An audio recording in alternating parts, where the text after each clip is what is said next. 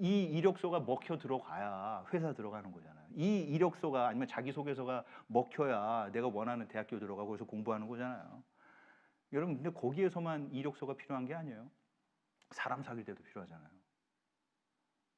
뭐냐면 요즘 애들 친구 사귈 때 야, 나 이거 입을까? 이거 입을까? 요거 입을까? 저만 해도 아침에 이거 검정색 입어. 안에다가 하얀색 입어. 왜냐? 이것을 입으면 사람들이 나를 좋아해 줄까? 내가 이 옷을 입으면 저 친구들이랑 같이 어울릴 수 있을까? 아, 왜? 쟤네들이 내 사이즈를 재볼 텐데. 쟤네들이 내 간을 먼저 볼 텐데. 다 이겁니다. 여러분 이게 친구들 사이에뿐만 아니라 사람을 만날 때, 사랑하는 사람을 찾을 때, 로맨스를 만날 때도 마찬가지죠.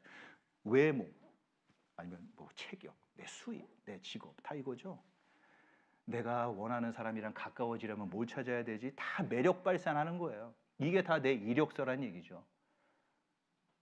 그래서 내 외모 괜찮죠? 나 똘똘하죠? 나 돈 잘 벌죠? 어때요? 나 성격 괜찮지 않아요? 이게 다 매력 발산, 다 내 이력서를 들이미는 겁니다.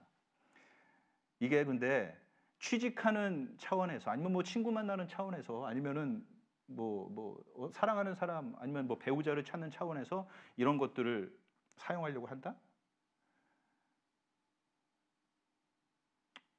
뭐 있을 수도 있어요.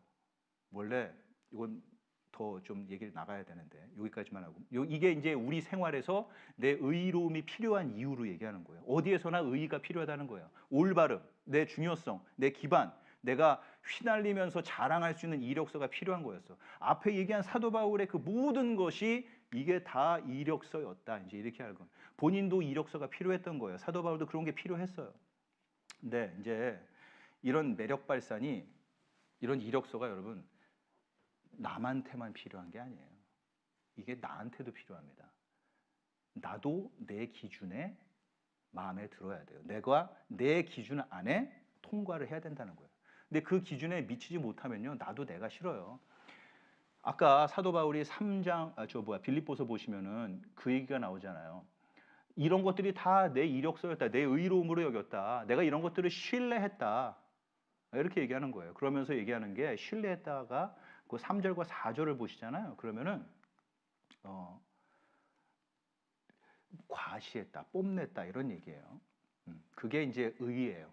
내가 과시할 수 있는 것, 내가 뽐낼 수 있는 것, 이게 바로 올바른 것이라는 얘기죠.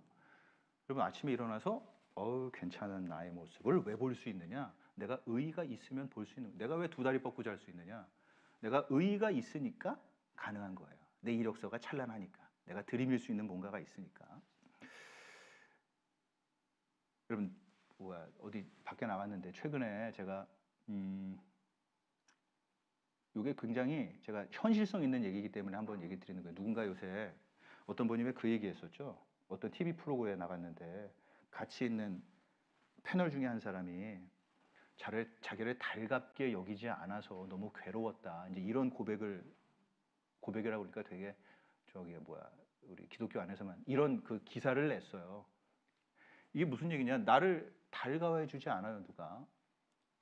그래서 내가 의기양양할 수가 없어요. 누가 나를 별로 좋아해 주지 않는 것 같아요. 그러면 이제 집에 가서 우는 거예요. 왜냐? 말 그대로 내 이력서가 썩 좋지 않아서 그렇습니다. 내가 마음에 안 들어요. 내 자신이 싫어요. 그런 의미에서 제가 아까 얘기 드리는 건 뭐냐? 의라는 것이 모든 사람에게 필수적이라는 거예요. 다 이게 있어야 돼요. 우리의 근간이 되는 겁니다. 내가 모든 사람한테 칭찬받을 거리가 있어야 되는 거죠. 멋진 이력서가 필요해요. 두 다리 뚝 뻗고 자려면은 고개를 들고 다니기 위해서는 의의가 필요한 거예요. 여러분 이게 창세기에도 나오는 거죠. 범죄 이후에 아담과 이브가 나뭇잎으로 본인들을 가리죠. 그 나뭇잎이 이력서예요. 있는 그대로 모습으로 못 보여주니까 알몸으로 덮어야 하나님 앞에 내가 이력서를 낼 수 있는 거예요. 저 괜찮죠? 이 얘기를 우리는 다른 사람들한테도 하지만 나한테도 하지만 하나님한테도 한다는 거예요. 그게 어떻게 가능하냐? 저 괜찮죠를 뭘 근거로 얘기하느냐? 바로 그게 의로움이에요. 그게 멋진 이력서가 있어야 된다는 거죠. 사도 바울의 앞선 그 모든 인생이 그에게는 의로 자랑할 것으로 이력서로 여겨졌다 이거죠. 근데 이런 이력서를 가진 사람이 결국 뭘 하느냐? 왜 이거를 배설물로 여기느냐? 그런 이력서, 그런 의로움 가지고 예수를 핍박했거든요. 예, 이게 아이러니인 거예요. 자, 그렇다면은 지금 시간이 어떻게 됐나요? 10분 남았어요, 여러분. 자, 제가 사실은 요거를 내가 얘기하고 싶었던 건데, 이 사도 바울이 회심을 하는 사건. 제가 오늘 여기까지 다루려고 했고 지금 그걸 다룰 시간인데 이게 10분 가지고 될까 모르겠어요. 아마 안 될 것 같거든요. 근데 한 포인트만 얘기를 드리고 그 다음에 나머지는 우리 다음 강의 때 마저 얘기 드리고 그다음에 신학자 바울의 얘기를 나누고 싶어요. 그리고 지금 사실은 먼저 하고 싶은 게 요게 아까 처음에도 말씀드렸지만 제가 유튜브도 보고 있고 또 이거 줌도 하고 있어요. 또 여기 문자 제가 사실 안 보이지만 여기 다 보고 있어요. 그래서 질문이 있을까요? 여기 이 쌍방향 그 방송의 묘미잖아요. 질문. 자, 지금 질문 있으신 분은 혹시나 뭐 유튜브 창에도 좋고 또 우리 하는 건 뭐죠 이거? 줌이죠. 줌에서 올려주셔도 좋고 또 우리 회원들 같은 경우에는 여기 저랑 카카오톡 하고 계시잖아요. 그러니까 거기다 올려주셔도 좋습니다. 없네요. 자, 그러면은 제가 이런 사울이 어떻게 예수를 만났느냐. 이제 가장 중요한 포인트를 얘기를 나눌게요. 최대한 압축하여 그 한 단락만, 그리고 못 나누는 것은 더 중요한 얘기들 또 있는데 요거는 우리 다음 차례 얘기 나누고요. 우리 보죠. 사도 바울이라는 인생, 그가 자기의 이력서에 하나 더 첨가하는 것은 바로 종교입니다. 그의 종교는 기독교죠. 사도행전 9장 1절에서 2절에 이렇게 얘기하고 있습니다. 사울이 주의 제자들에 대하여 여전히 위협과 살기가 등등하다. 예수의 교회를 깔아뭉갠다 이거죠. 그 다음에 여러 회당 돌아다니면서 사람들을 체포해가지고 예루살렘에 끌고 가려고 공문까지 신청하는 겁니다. 남녀노소를 막론하고 결박하여 전부 잡아들이는 사람이란 말이에요. 근데 이런 사람이 어떻게 예수의 사람이 되느냐? 자, 사도 바울이 바로 아직까지는 사울이죠. 사울이 은혜가 무엇인가? 구원이란 무엇인가를 보여주는 아주 극단적인 얘기 때문에 요 얘기를 꼭 나눠야 돼요. 자, 보세요. 요한복음 6장 44절에 이렇게 나옵니다. 나를 보내신 아버지께서 이끌지 아니하면 아무도 내게 올 수 없으니. 다음에 요한복음 15장 16절에 이렇게 얘기하죠. 너희가 나를 택한 것이 아니요 내가 너희를 택하여 세웠나이다. 이렇게 되어 있어요. 곳곳에 나옵니다. 하나님을 먼저 찾은 사람이 없다. 예. 만일 누군가 하나님을 막 찾고 있는 분, 하나님 왜 찾느냐? 하나님이 먼저 찾았기 때문에. 그걸 얘기하고 있어요. 우리가 그를 사랑하면 그가 우리를 먼저 사랑했기 때문이다 이거예요. 그럼 이제 논쟁이 있어요. 뭐냐면은 하나님의 은혜를 거부할 수 있느냐 없느냐. 이게 이제 기독교에서 논쟁이 나옵니다. 그러니까 뭐냐면은 예정설이에요. 쉽게 얘기해서 하나님이 정해 주셨기 때문에, 그러므로 하나님이 정하신 뜻이므로, 하나님이 완전하신 분이, 절대하신 분이 정하신 뜻이므로 그것이 실패한다는 게 없는 거잖아요. 이게 예정설이죠. 그러므로 하나님의 은혜를 거부할 수 없다. 또 한편으로는 하나님이 은혜의 방편을 다 마련해 주셨는데 그것을 붙잡고 움켜쥐는 것은 나다 이거예요. 그러니까 예정설을 믿느냐 안 믿느냐 이건데, 오케이. 그거는 여기서 얘기할 건 아니지만 어쨌거나 어느 경우에서나 가능한 것은 뭐냐? 하나님이 먼저 우리에게 찾아오지 않았다면 우리도 그분에게 다가갈 방법이 없다 이거죠. 아까 보셨죠? 사도 바울이 교회와 복음에 대해서 엄청나게 적대적인 사람, 기독교가 뭔지 알고 싶어하는 사람도 아니고 다 잡아다가 예루살렘으로 끌고 가서 다 그냥 때려잡으려고 하는 그런 사람이에요. 거의 광적으로 복음을 싫어하는 사람입니다. 근데 사울의 이 회심은 이런 사람도 하나님께 구원을 받는다 이런 얘기예요. 이런 자격 없는 사울의 회심은 잠들어 있는 자를 깨우시고 또 눈꺼풀에 있는 이 비늘들을 떨어뜨리는 그 하나님의 역사라는 게 바로 분명하다는 거죠. 그 존 스토트라는 분이 하나님을 어떤 분으로 얘기하냐면 사냥개라고 얘기해요. 나쁜 의미가 아니고 사냥개가 여우 사냥을 하는데 절대로 그 사냥감을 놓치지 않는다. 이런 의미에서 얘기하는 겁니다. 하나님은 자신의 결정에 따라 구원받을 사람이 안 구원받는 일이 없도록 하신다는 거예요. 바로 그것이 오늘 사도 바울의 이 회심에서 이 사도행전 9장 1절에서 볼 수 있는 거예요. 그렇기 때문에 요거까지만 얘기를 한번 나눌게요. 우리가 전도를 하거나 믿음을 나누고 할 때 이 사람들을 둘로 나눠요. 아우 저렇게 말 잘 듣고 만나자 그러면 만나고 또 보통 그 생활하는 모습이나 태도나 행실도 참 바르고 저런 사람들은 하나님 믿을 가능성이 있어 보여. 근데 다른 한편으로는 아우 거칠어 공격적이야 교회 엄청 싫어하고 욕하고 저런 사람은 절대 하나님 안 믿을 것 같아. 자 이렇게 우리는 우리의 믿음을 나누려고 할 때 사람들을 둘로 구분한다 이런 얘기죠. 아우 저런 사람들은 가능성 없어. 아유 가봐야 문 두들겨 봐야 뭐 별 희망 없어. 저 다른 사람들은 영적으로 그냥 저 뭐야 가망성 없는 사람들이야. 뭐 이렇게 얘기하는 수도 있는데 그러면서 말도 안 섞으려고 할 수도 있는데 근데 생각해 보세요. 오늘날 교회를 싫어하는 사람이 있어요. 교회를 무시하는 사람이 있어요. 깔아뭉개고 못 살게 구는 사람이 있어요. 근데 누구라도 여러분 사울만 하겠어요? 예수 자체를 너 왜 나를 박해? 이만큼 기독교를 싫어하고 이만큼 예수를 싫어하고 이만큼 크리스천들을 미워하는 사람이 있을 수 있냐는 거죠. 여러분 사도 바울은 엄청 똘똘했어요. 엄청난 교육도 받았어요. 대단한 조직의 어떤 유망한 그 촉망받는 젊은이였다 이런 얘기예요. 그렇지만 사도 바울이라는 인생이 예수를 만나고 크리스천이 되고 또 크리스천들 사이에 하나님이 자랑하실 만한 복음의 챔피언이 된다 이런 얘기죠. 다시 말해서 이 세상 누구라도 구원받을 희망이 있어요. 하나님의 은혜이기 때문에 그래요. 그리고 사도 바울이 아까 보셨잖아요. 사울이라는 사람이 어떻게 이런 사람조차 어떻게 크리스찬이 되니까 아까 보셨죠. 아버지가 부르시지 않으면 아버지가 허락하지 않으면 바로 하나님이 개입하지 않으면 인생에 구원이 없다는 거예요. 곧 구원받은 누구라도 다 기적의 인생이라는 겁니다. 하나님이 개입하신 인생이라는 거예요. 사도 바울이 바로 그것에 아주 극명한 증거가 되는 겁니다. 오늘 여기까지만 할게요. 아유 좀만 더 하면은 이제 배고픈데 빨리 끝내라. 졸린데 뭐 하는 거냐. 뭐 이런 말씀을 혹시나 할까봐 끝내는 거니까. 그리고 약속 시간도 또 지켜야 되고. 여러분 오늘 너무나 반가웠습니다.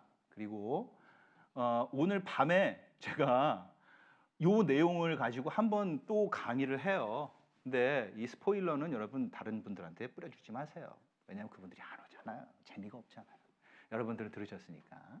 그리고 우리 다음 주에 우리 신학자 사도 바울로 얘기를 좀 나눌게요. 신학 얘기를 할 텐데 저랑 한 1시간 반 신학 얘기를 좀 하시죠. 아마 재밌을 겁니다. 그리고 혹시나 오늘 수업에서 질문이 있다 그러면은 질문을 정리해서 저한테 얼마든지 보내주시기 바라고. 끝났나요 지금? 네, 지금 제 음성은 나가죠? 네, 그 다음에 다음 주에도 제가 원하시는 분들한테 얼마든지 또 개인적인 상담 뭐 이런 것들도 있으니까 질문 보내주셔도 괜찮습니다. 여러분 1시간 반 동안 너무 감사하고요. 또 저를 다음 주에 외면하지 마시고 다시 찾아와 주세요. 여러분 감사합니다. 수고하셨어요.